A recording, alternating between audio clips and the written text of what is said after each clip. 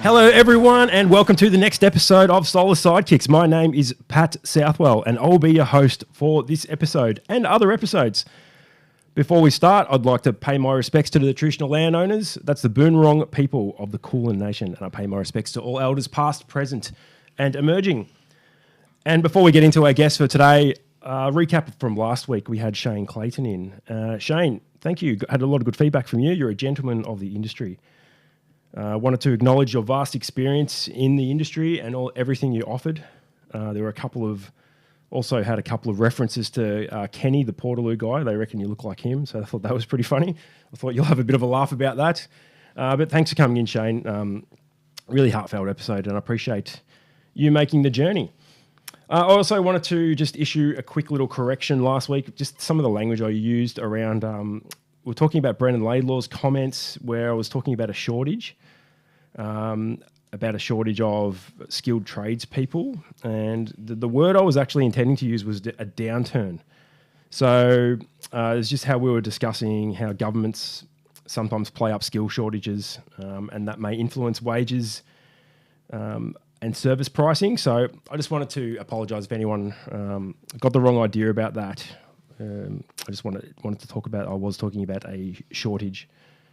Anyway, once we've got all that sorted out now, so I want to introduce our guest. So today, coming in, we have Luke Cove from Lightning Energy. I really appreciate you coming in, and thanks for making the journey to Carrum, Luke. That's all right. Thanks for having me. It's good to be here. Yeah, good stuff. Really happy you've made it.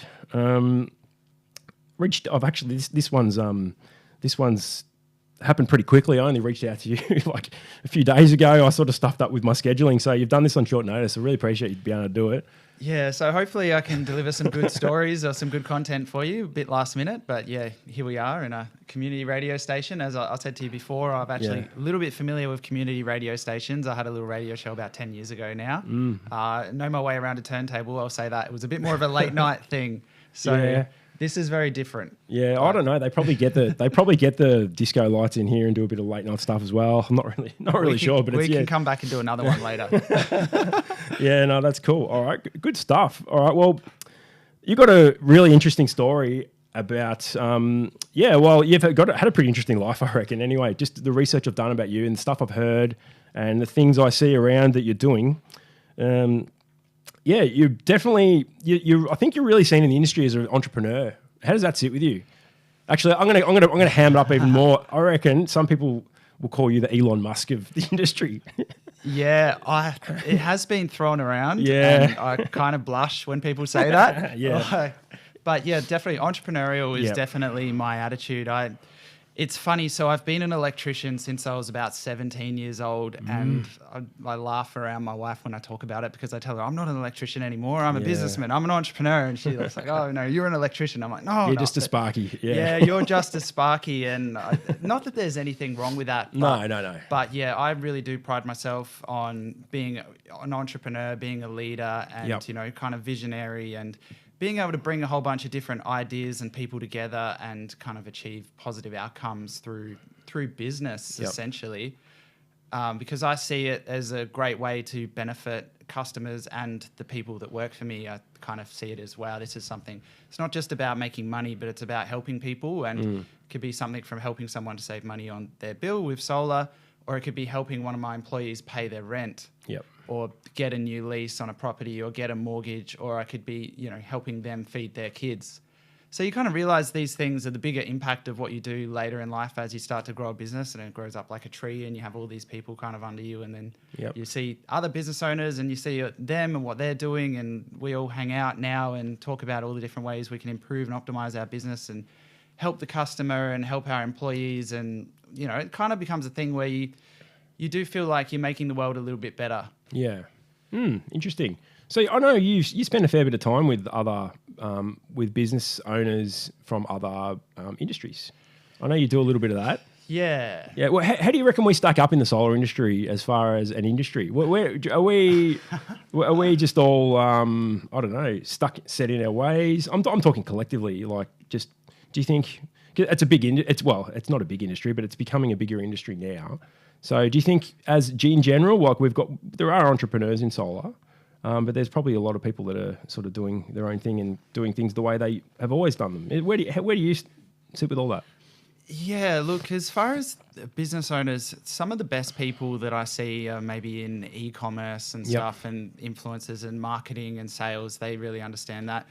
Solar are really good because solar conditions you to be really, how do I say this?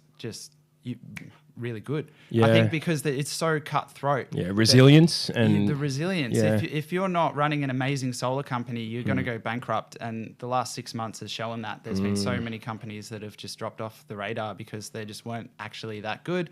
They rode the wave when it was up, but as soon as there was a down, they just get wiped out. Yeah. So the solar companies and the business leaders in the solar industry are mostly really good. Where I'm seeing some opportunities is recently around, say, hot water and air conditioning and a few other things. Like a lot of the other trades are not that well conditioned. Yeah. In my opinion, they don't understand the sales and marketing and the processes and stuff. So that's a little sneaky thing from us is when we tapped into the air conditioning market, and it's been nearly 6 months now, we kind of realized, these guys don't understand sales and marketing and processes as well as the solar guys do. For sure. So that's actually our competitive advantage moving into this space. So yeah, I think the solar businesses are run pretty well, but yeah, there are some people, that are in more competitive spaces. Actually, I was trying to think of who was the best. The best people are probably real estate agents. I hate to say it, but What do you mean? What do you mean by that? Why? Just because they understand their market really well? Is that what you're sort of getting at? I think most real estate agents or good real estate agents, they will outwork anyone. Yeah. You have to be the best in real estate. I mean, they make big commissions, but some of them don't. But I think the real estate agents, they work really hard. They focus on business. They're the most driven from what I've seen. Yeah. I know it's a controversial topic. No, it's not.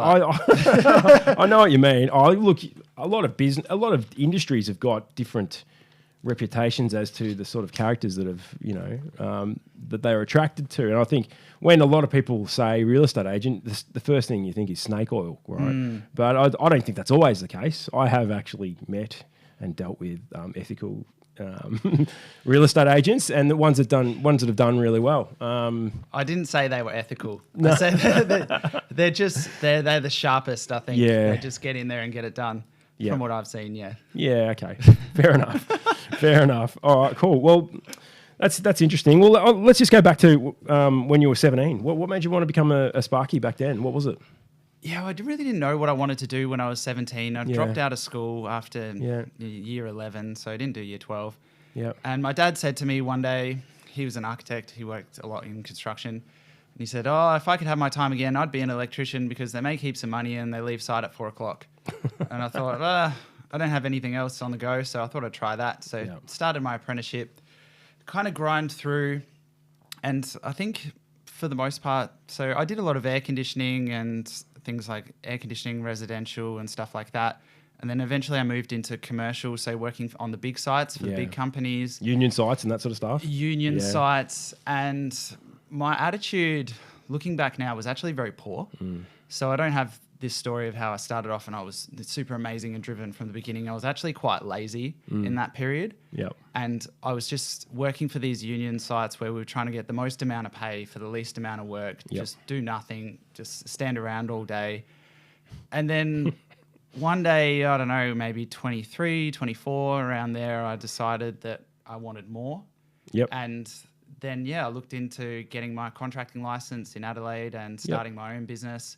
And then once I started my own business and I was out into the real world, that's where my attitude to everything totally changed. Yeah. And it became more about trying to be the best person I can be, being the best business leader, looking after the customer, working really hard, being super driven. Always had all these different side hustles going on the whole time. And anything I could think of is a different thing every week. But I had my core electrical business, which kind of kept things going and just grew it from there. And that was kind of how it started. But is that why, like, you're obviously quite a driven and motivated person now and you want to achieve a lot of things? Did that change from the lazy Luke to the one who wanted to really achieve stuff? Was that the tipping point when you got your contractors? Yeah. And you saw the real world and going, if I'm going to make something myself, I've got to do it now. Yeah, it was when I got my contracting license. I think the issue was back then, 15 years ago in Adelaide, this was really early days of social media, say, or even before social media. Yeah. I didn't really have any role models back then. So I didn't have anyone to look up to or anyone to guide me or influence me or anything. So just wasn't doing much. And to be honest, I was probably hanging out with the wrong crowd, doing the wrong things on weekends as young people do.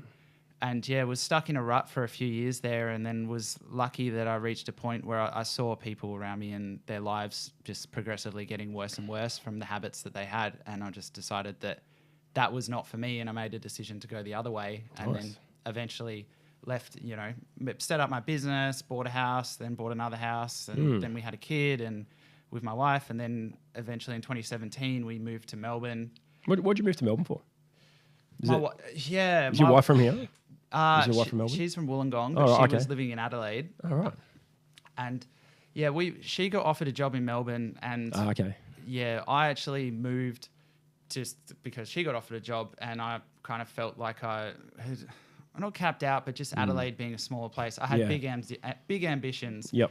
And I felt like there was a bit of a limitation there. So I thought, all right, let's go to Melbourne. So I went to Melbourne, and I'd been running my business for about 5 years in Adelaide with all these contacts, small builders and homeowners and stuff. So I moved to Melbourne, and I didn't have any contacts, and I didn't really want to go back to working for wages. Yep. So when I came to Melbourne, I decided to do the CC course to get solar accredited. So I did that. And then I worked with a subby crew just as a subcontractor hourly. So I wasn't doing the jobs, but I was working with another crew just to learn solar for about a year.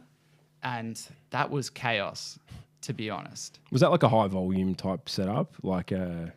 This was a high volume subby crew.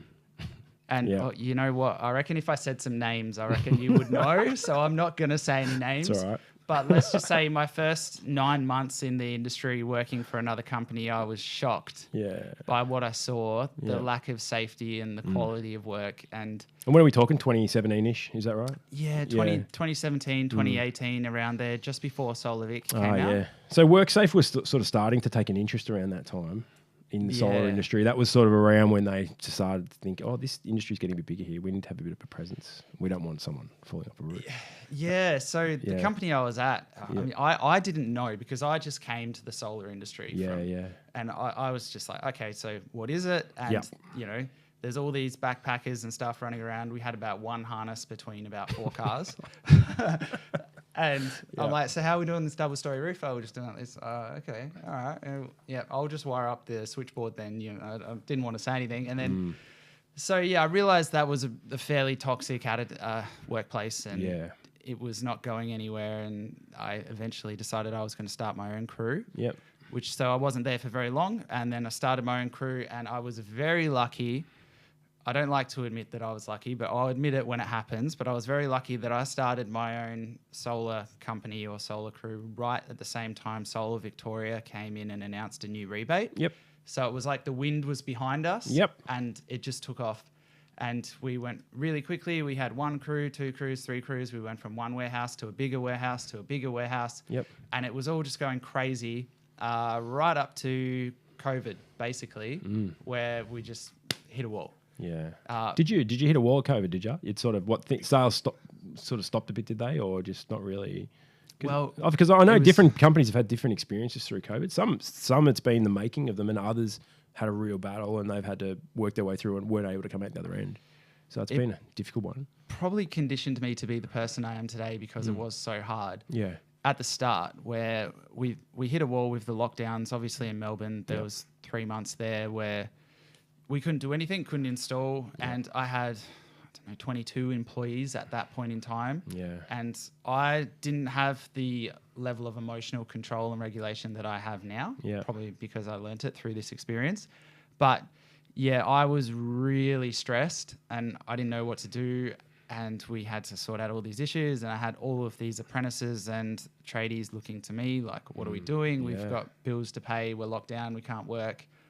And then we were lucky that JobKeeper came in and there was some other government assistance, and it kind of came out all right in the end.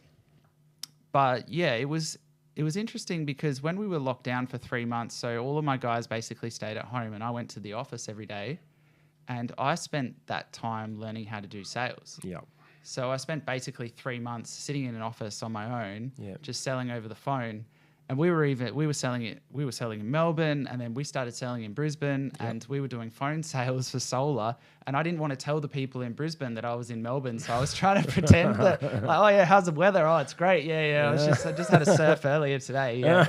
So what are you looking for? 6.6. So it was really interesting trying to sell over the phone in Brisbane while locked down in Melbourne. Yep.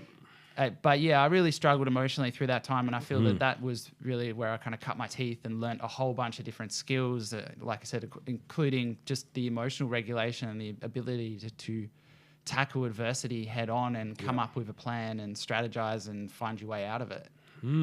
Interesting. So it's been, I suppose you could call it a bit of a blessing in disguise, made you the person you are today. Yeah. To some extent. I think it's the bad things in life that shape you into who you are, unfortunately. You think of some of the most successful people in the history of the world, their life was mostly struggle. So, yeah, it is what it is, but that's what you got to do if you want to come out the other side and run a good business and be a good person. For sure. Definitely agree with that, turning adversity into something that's going to be a real positive. I don't really know too many people that are successful that haven't done it tough at some stage. I really don't.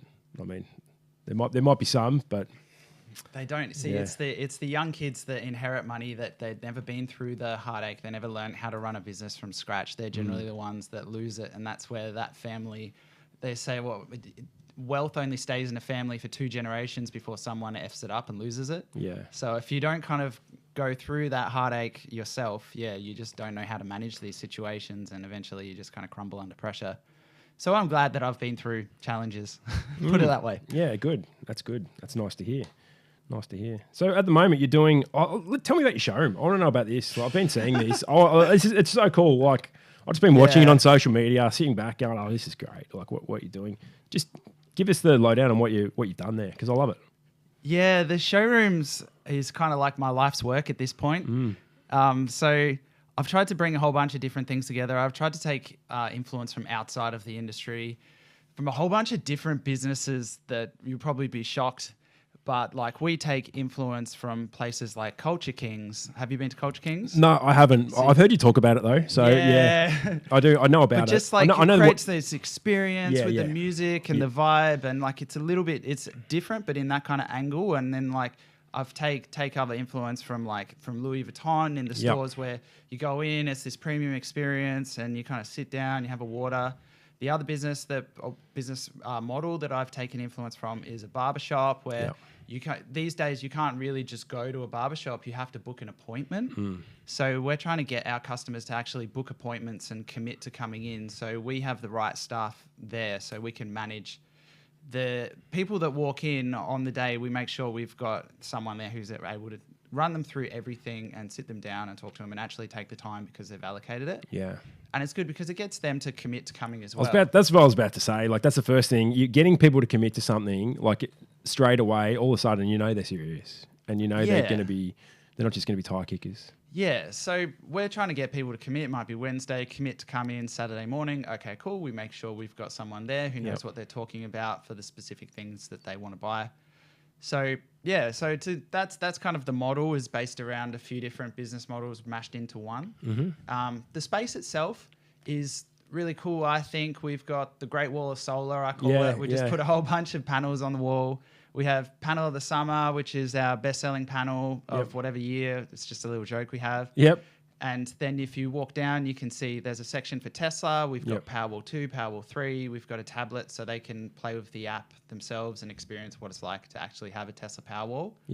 And then if you keep walking down, then there's air conditioning, there's heat pumps, there's EV chargers.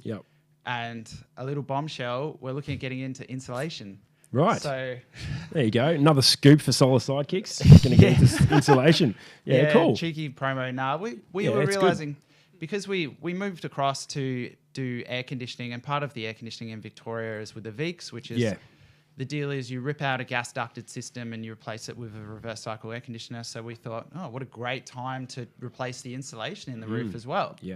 So we're just setting that up at the moment. So hopefully you'll see some of that come through. But we're trying to build basically almost a one-stop electrification shop, and potentially even I'm looking for more services that we can bolt on as we go. Yeah. Because now we've got this showroom in an amazing location right on Denton. Yeah, you're right. Yeah, you're in a great spot. How'd you snag that? That's really good. Really, really good spot. Yeah. Have you always been there? Or No. That's a new location you've got. You've only just started at that premises recently, have you? Yeah, so we've got a warehouse in Clayton Yep. where we run all our solar and battery from, and we're expanding. So we actually ended up taking on a lease on the warehouse next door. So then we made a decision to divide the business into solar and battery in one warehouse, and then aircon and heat pump in the other warehouse. Yep. That's at Clayton. And then we were looking for a showroom, but it's just not viable to get a showroom in a good location in Melbourne that has a warehouse attached. Yeah. So that wasn't really an option, which made me think. And then I kind of cracked the code where I'm like, wait, why don't we just have a showroom on its own in a separate location and have operations completely somewhere else? Yep. So they're only 20 minutes apart, so I can shoot between both. Yeah, you're straight down Dandenong Road, aren't you? Yeah. King of Dandenong Road's been thrown about, if I have to say so. Yeah. That's my dream. Might one day maybe buy a few more businesses on Dandenong Road. Yeah, nice. Yeah. Well, I must say the lighting looks great. That's the first thing that struck me. All the social media stuff you've done with it, the lighting looks amazing. Yeah. It's come out really well. Like it's really striking, and I don't know. It looks really good. It makes me want to be there.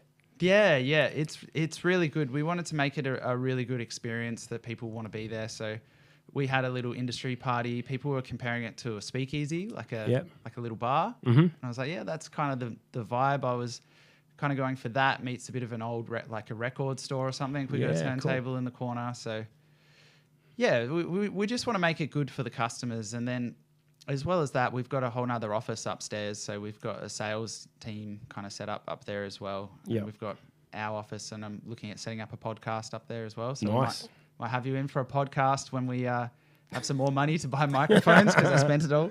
Yeah, fair enough. I want to also, you talked about EV chargers, and you're riding to EVs. I already know this. Can you help me get an EV? Because I am desperate for a twin cab ute, and there's just nothing out there. What am I supposed to do as an inspector? Ford Lightning, isn't there? Yeah, it's like $250,000 if you get a conversion. So I think they're two. Last I saw, You inspectors though. Yeah, Jesus. Might have to. I've seen the invoices. Yeah, yeah, not yet. I don't know. It's just that's where I see there's going to be a huge influx of EVs once the companies get that right. In Australia, it's just going to go ballistic, I reckon. But I just want to get around in an EV, and I can't. I'm stuck with a diesel, and I hate it. I hate it. I'm in a 2020 Triton, and it sucks. Yeah. It's just burning diesel. There's no answers, is there yet?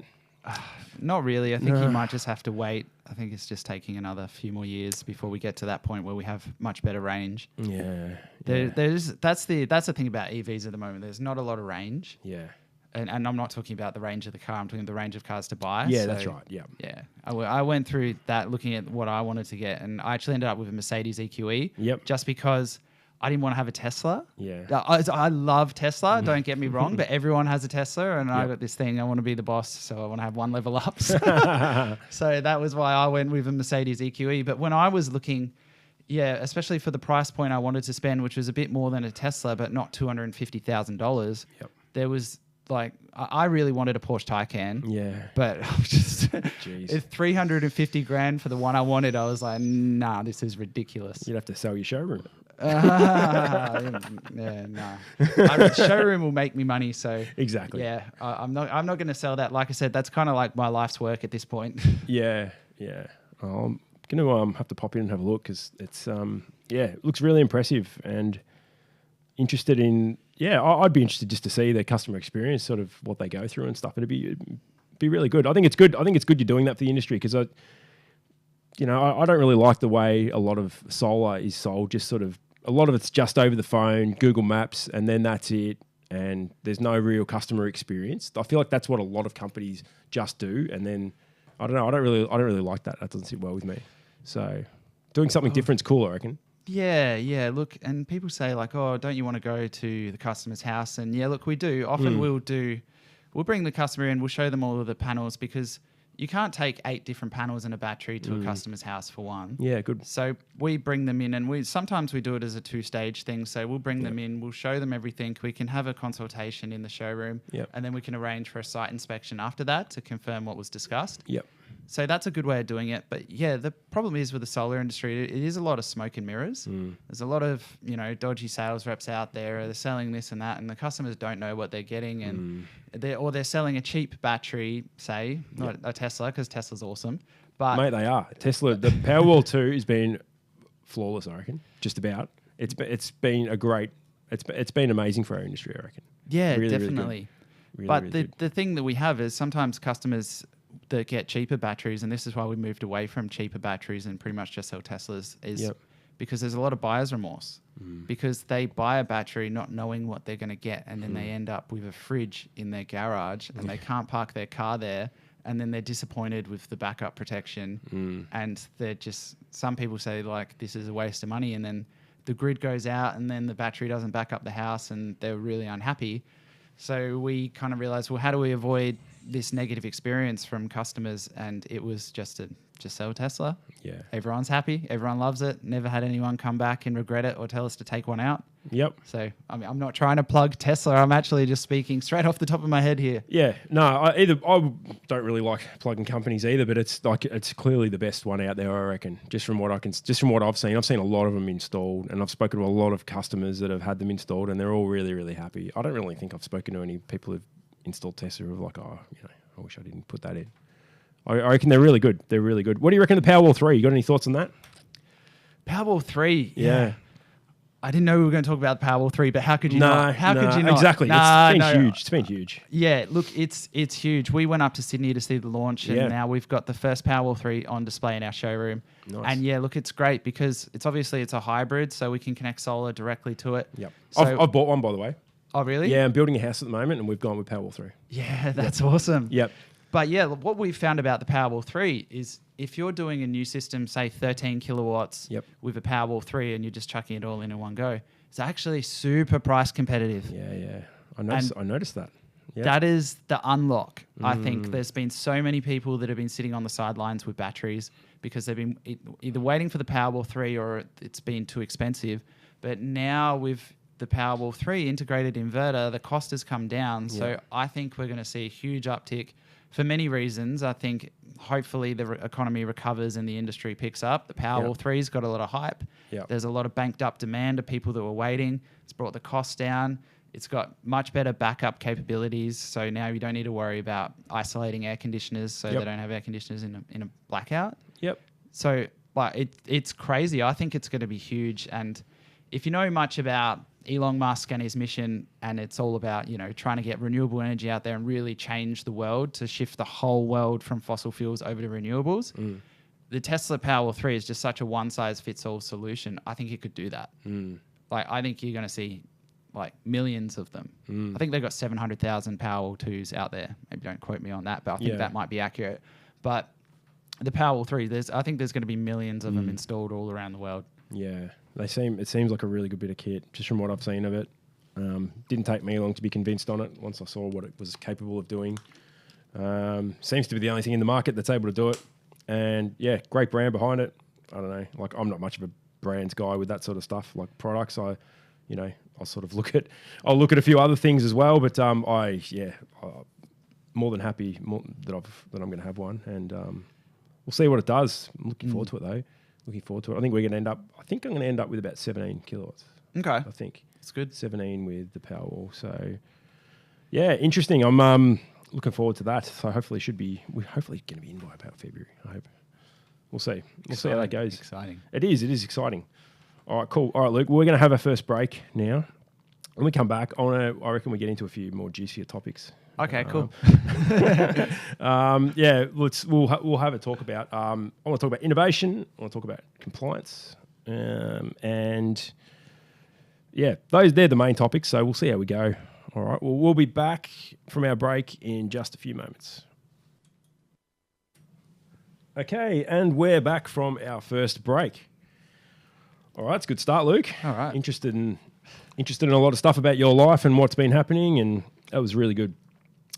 All right, let's have a let's have a bit more of a talk about impact of regulation and compliance and that sort of stuff. I know this is a really interesting topic for both of us, and we've probably got some opposing views on some things, but I think we'll probably have more in common than you would think, maybe. Anyway, we'll see. We'll see how it goes. Yeah, I think we kind of take different sides of the fence on this because business owners and entrepreneurs just want to get things done. Yeah. And, then there's compliance and inspections that, want to make sure things are done correctly, but then there's a bit of push and pull between the two to where is the happy medium. Yeah, sure. Do you reckon we're over-regulated in Victoria? I believe in Victoria we are very over-regulated. Yep. I think the amount of government bodies that regulate even my business, I couldn't even name them, but I'll try just to prove a point. So it was the NETCC, there's ESV, we're dealing with Solar Victoria, we're dealing with the CER, we're dealing with now the VBA, plus ACCC, all of these standard things. And there's about 6 ones there, and they all kind of overlap. So when you're trying to do one thing, obviously as a business owner, and even all the regulations and standards, then the manufacturing specs, it's hard to it's very hard to stay on top of. And my question on that would be, is that a positive thing, considering the mission of, or what is the mission, but what are we trying to do here? And if you argue, well, look, we're trying to get solar and batteries and these things out to help people to increase the comfort of their life and reduce their bills and, reach these emissions targets and save the environment. Yeah. Well, are these regulations slowing that process down or increasing the cost of it? Like, my question is, if we're here to reduce people's bills, there's a lot of people that can't afford their bill right now, and they also can't afford solar. So has all of these government regulations actually increased the cost of solar to a point where people can't afford it? Then maybe does it defeat the point?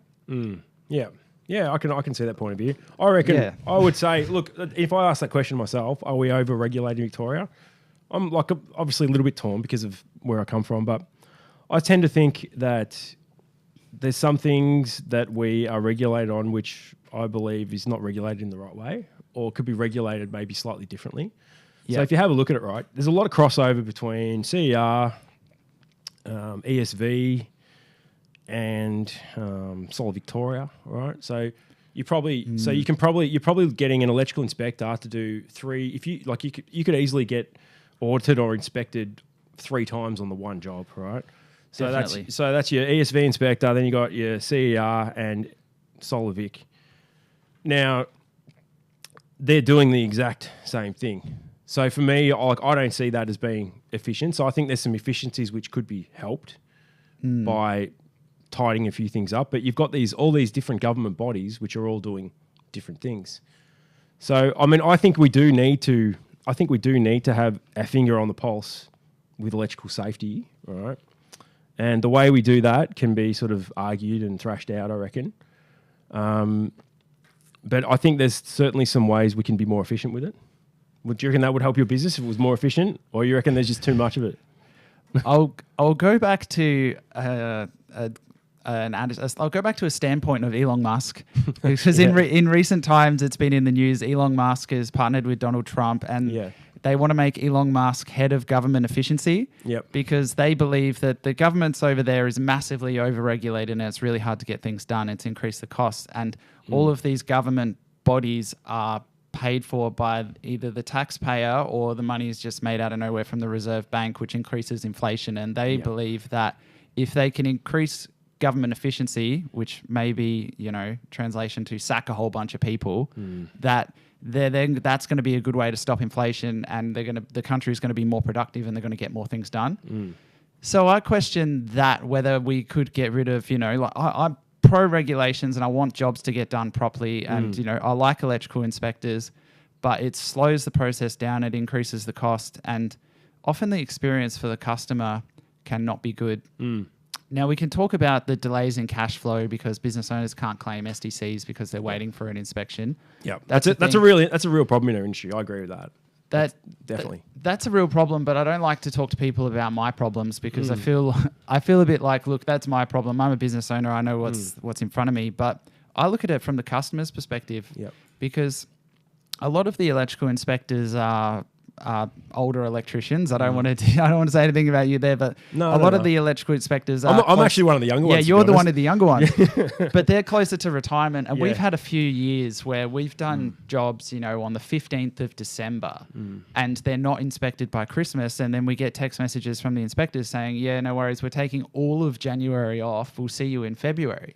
So we've got people that have spent $25,000-$30,000 on a big solar system with a battery, and they get told before Christmas that no one's coming to inspect it, and they're taking a holiday, and we don't have anyone till Feb. Yeah.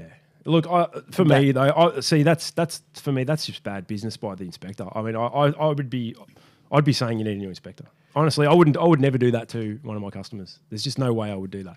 Well, my standpoint on that is that from what we've found in the past, particularly in the busy periods in December when it's the middle of the summer and the solar industry is pumping, is there is a shortage of inspectors. And people that say that, I'm like, oh, like, no offense, but thanks, Pat. I didn't think about that. Like I didn't call like 5 other inspectors. Like everyone gives you the same answer around that period of time. And then there's a real shortage. And then we kind of end up getting stuck in the middle because customers go on the ESV website, which says that an inspection must be done in 11 or 14 days. I think it's 8. And it might be 8. It might be 8, And then we say, well, that's not possible because our inspector's got X amount of jobs. He just can't get to them. He'll get to them in the order that they come in. Yep. So the customer has to wait. And then after 8 days, then they call ESV. They complain to ESV about my company, and then ESV blames us because you're the one. It's our fault because you're the contractor, or you're their touch point. That's why. Well, we used to put the blame on them because our electrical inspector, I won't say his name, but he said if anyone complains about us not getting the inspection done in time, tell them to complain to ESV because the issue is not with the inspector. The inspector's getting as much work done as he possibly can. And I think we mentioned off air before, there was some inspectors doing 21 inspections a day. And this is the thing is like, as there's more and more jobs for them to do, you don't want them to spend less time on each job. You want them to spend the appropriate amount of time to inspect a job properly. But if they've got 100, 200 jobs in the queue, they can't get to them within 8 days. For us, the inspector is a third-party company. We can't make him do anything. And if we call other inspectors or we reassign it, then we just go back to the back of the queue again. And the customer's just they're furious. Yeah. So like I put my emotions aside and say, well, who's really important here? I think the customer is the important one. Yep.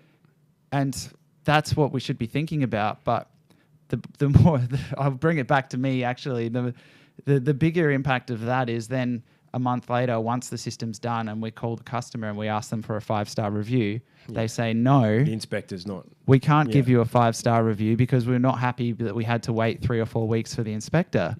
And then we have another awkward conversation about how that's not our fault. We try to do everything we can, and it's just messy. Yeah, I totally get that. For me though, I just wouldn't ever treat a customer like that. Like that's just me personally. I would never do that. And to accept a job in December, and then to say I'm not having it done before Christmas, I'd be making that really clear at the start. If I can't get it done by Christmas. Well, some people, that's where inspectors stop accepting jobs. And that's where, because they've got their time frame that they have to inspect it in from the point they accept it. So that's why we were stuck in a period where inspectors just wouldn't accept jobs unless they knew they could do it. Like they were accepting it on the day that they were going to inspect it because they didn't want to get in trouble with, with the people from Energy Safe Victoria, which also come on this podcast. No, that's all right. Look, I think they know. I think they know there's issues there too. Like they know the system's certainly not perfect. Look, I think that's probably it's still a little bit to do with like I just think some inspectors just don't run their businesses the way that they really should. Well, that's the funny thing, and with inspectors is they don't have to. Because there's such a shortage of there's such a shortage of inspectors that I don't want to start any wars. No, they can just call their own terms, and that's just the way it is. Is that sort of what you're saying? People are so desperate for inspectors. It's not like inspectors have to worry about getting Google reviews from customers. It's not like you have to worry so much about lead generation. the work comes to you no matter what. Yeah. Sorry, I don't mean to say you. No. Tell me. No, honestly, like I know. I've heard it all before. I told you it was going to be juicy. No, I've heard it all before. But I see it's actually kind of hearing a little bit of this is sort of music to my ears a little bit, because I know I don't run my business that way, and I know that if those ones that are out there, if they're my competitors, then like that's your competitors suck. Well,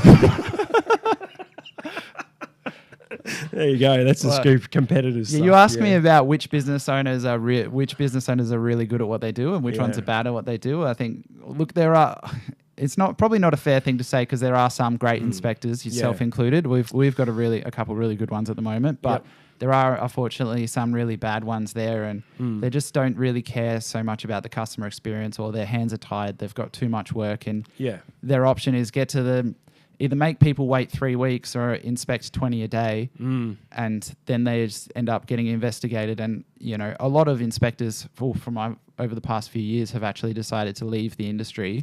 Same with solar installers. And they've left the industry because they're sick of the compliance and having to get all the photos and everything on site. It gets ridiculous. They feel like they're being treated as a criminal. And, the accusations of things, and even, if you've ever got a letter from Solar Victoria and read the way they're worded, they definitely talk to every single person like they're a criminal. Everything is some huge non-compliance offence or something, because someone ticked the wrong thing in the portal and they're accusing you of fraud. And there has been some examples of legitimate fraud in the industry as well. Yeah. So this is the problem. Like, I can see why you would think a lot of these things, and if like I'm taking you on face value, you're doing the right thing, right? You're doing all the right things, but it's the ones that aren't, which kind of ruin it for everyone. So yeah, and it's hard, and this is why I say it's a push pull, and I go back to the government. What do they call it? The government agency agency of government efficiency or something, but. Yeah, it just becomes a point sometimes where we're over-regulating 100% of the people just to make sure we catch the 1% that do the wrong thing. I know. Look, I think Solar Vic have been a little bit better with that, because they're a bit more proactive so they look at the stats and they analyse them, and I think they profile each installer, and the ones that have got a higher rate of non-compliance, they only inspect a lower percentage of those. I think they put them in. I'd have to check. I know I haven't heard about this for a couple of years, but they used to, I think, put them into 3 categories whether they're high risk or not.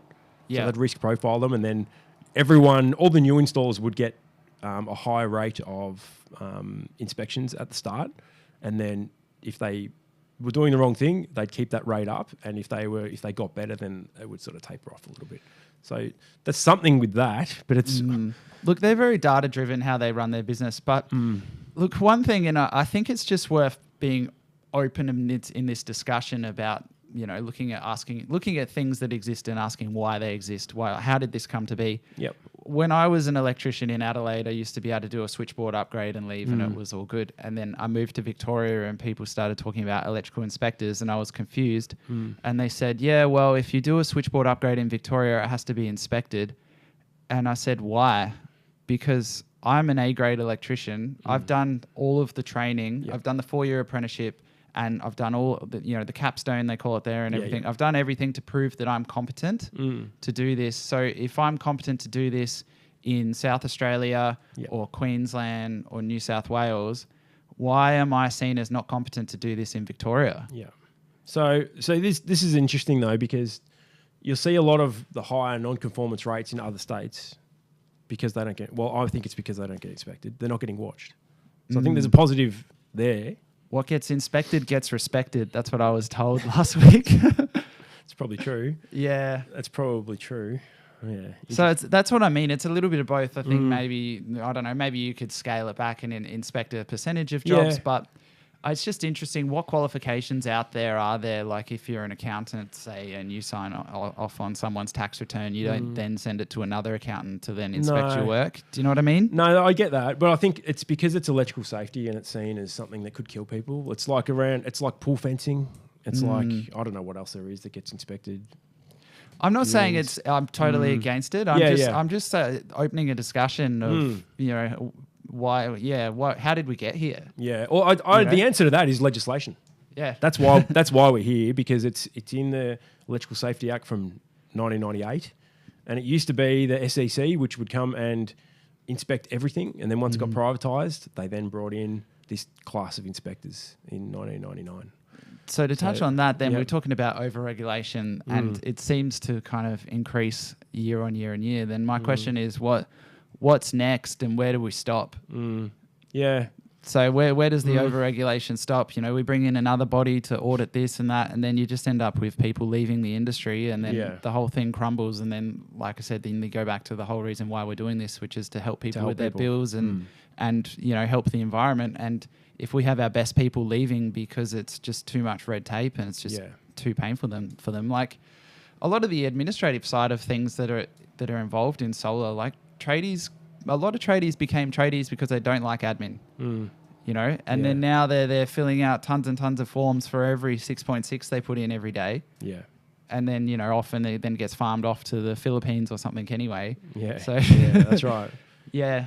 It's just tough. It's tough for me. I think as a business owner, you know, kind of, I think sometimes if something's a 5-step process, I think sometimes I might try and reduce that to 3 steps to get it done a bit quicker. Yeah. But it's a fine line of, you don't want to reduce too many steps, but you want to maintain efficiency. Yeah, I agree. It's definitely a fine line. Look, I suppose my approach to it is like I try and go with a little bit more of an educational approach to my clients, and I don't see myself as just their inspector. Like I see them as a QA for starters. So even if they're doing stuff that's maybe not 100% right, I can then give them feedback and say, this met the standard, but I'll give them a phone call and say, look, if you, a classic one is array cabling, and you know, when they're running it in a way which may not, you know, potentially might drop down onto the roof or something like that in a couple of years, I'll then just give them feedback and go, look, you probably want to have a look at this, and there's different ways of doing it which might be better, and a lot of them really appreciate that, right? So I feel like I'm a bit of a QA there for them, and then I'm also there when I'm doing inspecting. I'm there to stop them getting demerit points. So, well, yeah, that's the thing which is kind of crazy at the moment as well, I think. Well, it's not crazy. Look, it's a good thing, but yeah, look, I know some really good electricians that have, you know, maybe they've had bad days or they've had apprentices on the roofs and they've ended up with demerit points. And I know a lot of really good people that lose sleep over it. They lose a lot of sleep over demerit points, you know, and they want to get them wiped. And I kind of say, look, you know, it is what it is. You just kind of have to, you know, just accept it and move on. Yeah. But yeah, there's a lot of layers to it, and you know, particularly if you get an audit from the CER, and then I've noticed people can actually get, it's almost a double jeopardy where you can get punished by multiple different organizations for the same crime, if that makes sense. Yeah, for sure. You could have one bad day, okay, you did the wrong thing, and all of a sudden Solar Vic come down, ESV come down, CER come down, and you're just getting hammered from all angles. And it's like, okay, like, if you did the wrong thing, you deserve a punishment, but just get punished by one government body, I think, you know? Yeah. We run the risk of that, and then it just makes could potentially make people want to leave the industry, which you don't really want. Yeah, no, I certainly don't want that as a result of this. Like, I mean, I would always go for more of the educational approach rather than the big stick. I don't know what that noise is. Anyway. I think someone's got a ride on mower, maybe. That's what anyway. Yeah. So I mean, I would really like the educational approach, and I think, like, if people continually do the wrong thing with the educational approach, then it's time to hit them with the big stick. But from my experience, that's only a small percentage of the industry that are like actually trying to do the wrong thing and you know, make the industry go backwards. So I think generally people are doing the right thing. So, yeah. Look, I think no one wakes up in the morning and says, "I'm going to do a shit job today." I don't think anyone really thinks that. But exactly. Yeah, you know, we need to find the balance, I think, where we want to keep the costs down, like, because you also don't want to end up forwarding too many costs onto the customer. And I even during the administration process at the start, doing all the pre-approvals and the post-installation paperwork and claiming all the rebates, like, we do the full home electrification. I see a bunch of crazy signed contracts come through from my sales team. Yeah. And now I see like, oh, wow, like it's great. It's a $50,000 sale. I'm over the moon. I'm like, there's like 6 rebates on that thing. Yeah. Like my team are going to be busy for quite a long time going through all of these different rebates to make sure we've applied for everyone. And you know what that means? There's going to be 6 organisations that are going to want to audit you as well. That's what I mean. Yeah. Yep. So. Yeah. Look. Yeah. I don't know. I don't know. We can. I think we agree about a lot of stuff with it. Like, I think we should. I mean, we both agree that people need watching and people need. I feel like customers need a level of confidence that someone else is checking what they're doing. But yeah, maybe we just don't go over the top. Unfortunately, the way it's sort of set up though, with different organisations, it is probably a bit over the top. But I think the overlap is the issue. I think where, like I said, you've got some tasks in the industry that could be overlapped by 5 different organisations. I think that's getting a bit much. Yeah, I agree with that. All right. Well, that was a bit spicy. All right. All right. Cool. All right. Well, we'll go to our second break and we'll come back. We'll come back for the wrap up. And all of that, plenty more coming up.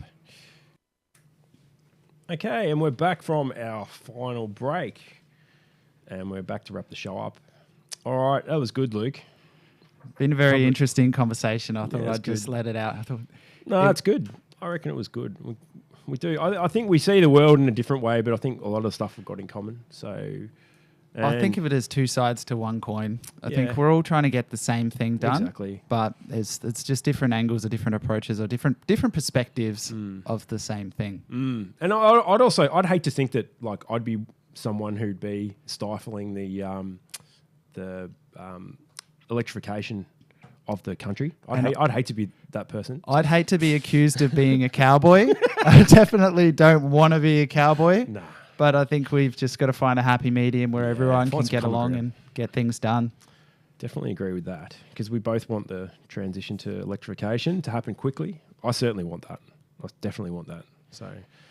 Yeah, well, it's good. When you talk about electrification, I went to Thailand and Vietnam last year in the same year. And, you know, you walk around the streets there, it's just so overcrowded and it's just motorbikes and cars and smog. Like, the air is unhealthy. And I had a real epiphany over there where I was like, wow, like, I'm actually doing the right thing because Australia, when you walk around now, it's pretty nice and it's pretty clean. Yeah. And then, but you see, as the population increases, it could become like Asia. And that's pretty, as much as Asia is nice when you're on the beaches or stuff or at the bars, but when you're in the cities of Asia, it's pretty horrible with all the smog and pollution there. Yeah. And that's not really a world that I want to live in. So I'm pretty glad that we're part of this mission to electrify things and, you know, really clean up the energy supply because energy is really one of the most important things to maintain human life. So without energy, we'd die. You know, we don't have energy, not just the electricity, but food. We need it. We need heating. It's our life force. So we've got to find a way to come up with as much energy as possible, as efficiently as possible, without being detrimental to ourselves or the environment. Yeah. What'd you find in Thailand? Like, is there many EVs over there? I heard there is, but I don't know. I'm going there in a couple of months. So. There's one, I think, in Vietnam called VinFast, I think. That's a Vietnamese electric car company. But in Thailand, no, they're so far behind. Are they really? Yeah, right. Yeah. It's like 20 years behind, but 20 years in the future with the population. Like, so it was really, it's like you're stepping into the past a little bit in some kind of dystopian way where it's just really messy. It's kind of just what happens when you when you let a civilization do its own thing for an extended period of time, and it just trashes the place. People are just acting out of necessity, out of survival, because they don't really have the capital that we have to be able to reinvest, or they don't have the access to the information that we have to actually learn how to do things properly and create these lovely government organizations which provide structure in the beginning, but then eventually become prohibitive towards the end. But yeah, you know, I just want to see, you know, Australia and the rest of the world just being a nice, clean place to live in and sustainable, and you know, we can all be happy. Yeah, there's certainly a fair bit of work to go still in a lot of those Asian countries. I know China's starting to pull their weight, which is good with a lot of stuff. Well, China has the biggest uptake of renewable energy in the whole world. So they're actually ahead of everyone. So yeah, it's crazy. Most people don't think that, but you don't get much positive news out of China. I think our media is a little bit biased against China. personally, but that's a whole nother podcast.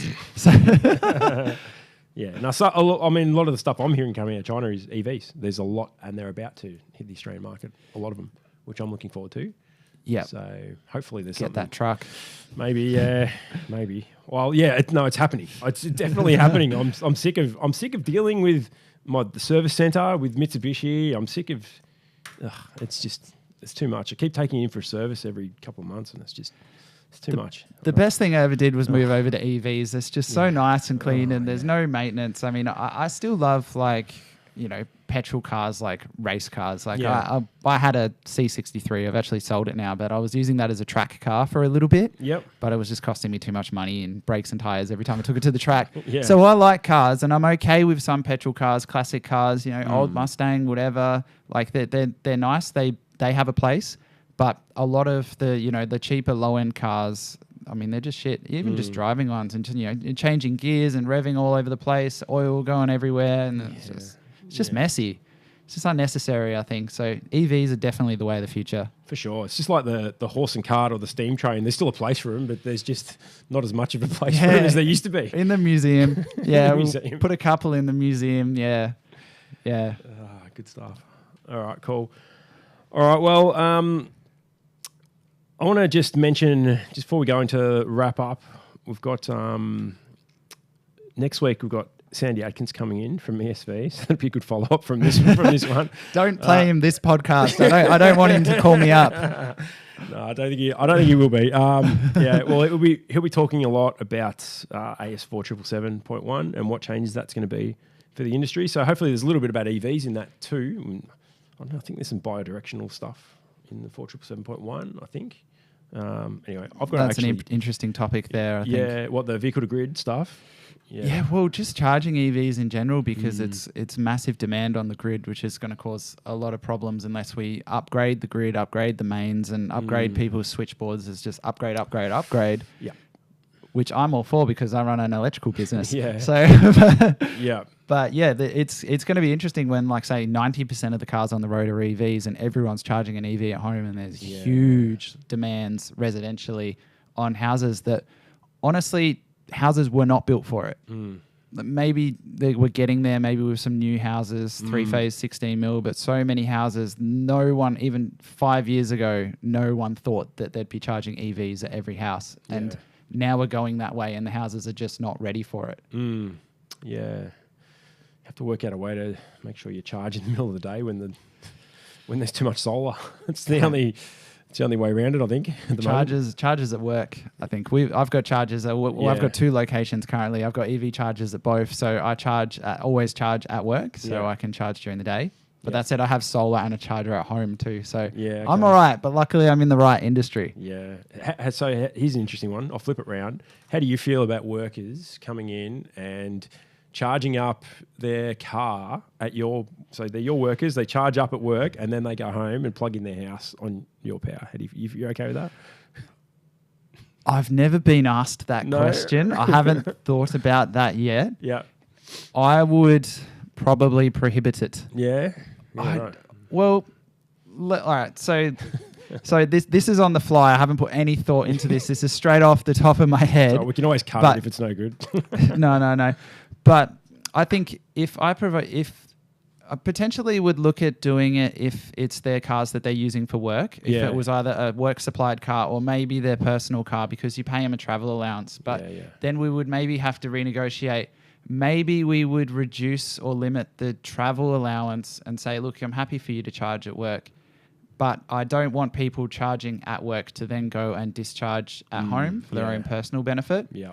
Which is bidirectional charging. This is an issue that hasn't come up yet because bidirectional charging isn't really, not here yet, touch wood, just kind of coming in now. Yeah.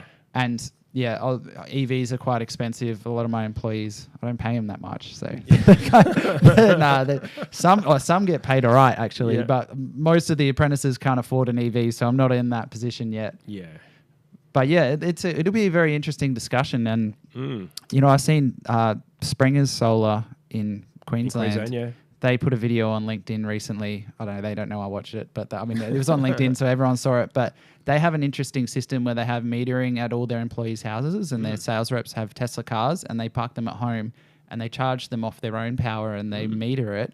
And then at the end of the month, they give like the net consumption of the car to the office, and then they get reimbursed. Right. Springer Solar doing that. I'll have to have a chat with Eddie about that. That's interesting. Get him in. Yeah. Well, he's pretty hard. All the energy's coming up, though. I might have to see if we can snag him.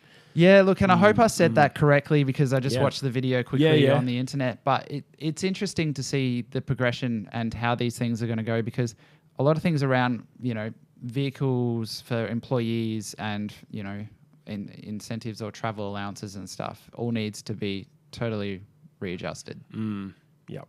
So interesting. Well, it's something we're going to have to tackle as a society anyway.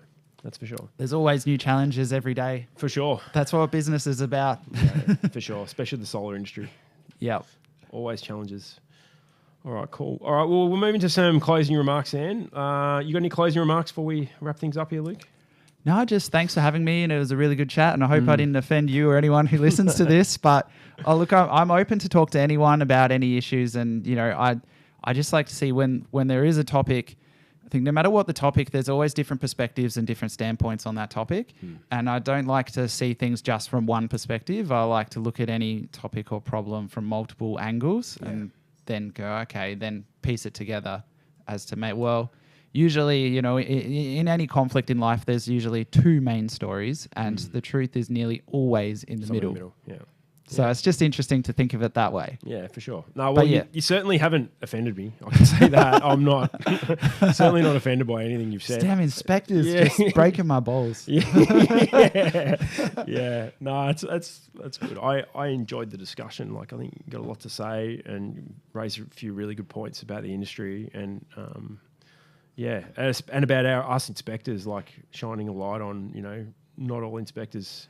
We can't just all just get around as if our shit don't stink. You know what I mean? Like, we've got this is it. Like, we've got to actually run a proper business, I think, and pay respect to our clients as well. That's what I think, anyway.